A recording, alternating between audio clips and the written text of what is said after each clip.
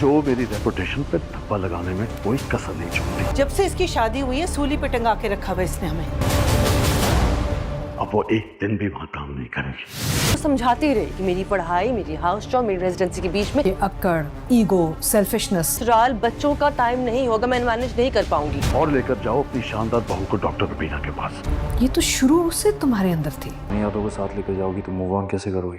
तुम्हें तो कभी ना सुनने की आदत ही नहीं आई। फ़हीन सानिया का साथ देने का फैसला कर लेगी कि वो उसके साथ खड़ी रहेगी, तो इसीलिए फ़हीन अपनी बहू को डॉक्टर रुबीना के पास जॉब के लिए भेजेगी। जो सुनते ही डॉक्टर शाहनवाज भड़क उठेगा कि सानिया डॉक्टर रुबीना के हॉस्पिटल में कैसे काम कर सकती है। अपने हॉस्पिटल होते हुए अगर सानिया डॉक्टर रुबीना के हॉस्पिटल में काम करेगी तो इस तरह से तो उसकी रेपुटेशन भी ख़राब हो जाएगी और उसकी इज्जत खाक में मिल जाएगी। तो इसीलिए डॉक्टर शाहनवाज अपनी बीवी को धमकी देगा कि वो सानिया को एक दिन भी डॉक्टर रुबीना के हॉस्पिटल में काम नहीं करने देगा।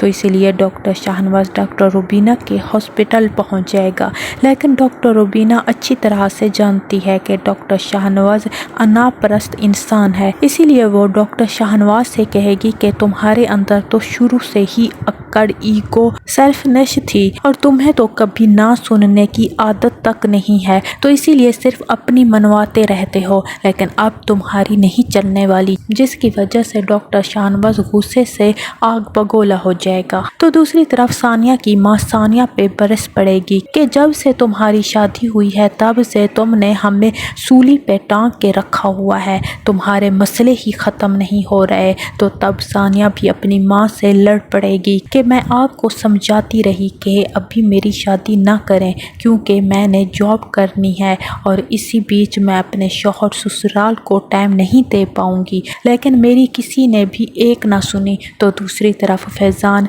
मीना के पास लौट के तो आ चुका होता है, लेकिन वो मीना के साथ होते हुए भी उसके साथ नहीं होता, जिसका एहसास मीना को अच्छी तरह से हो चुका होता है। तो इसीलिए वो फैज़ान को छोड़ के जाने का फ़ैसला कर लेती है। नाज़रीन, वीडियो अच्छी लगे तो लाइक करके चैनल को सब्सक्राइब करना ना भूलिएगा। शुक्रिया।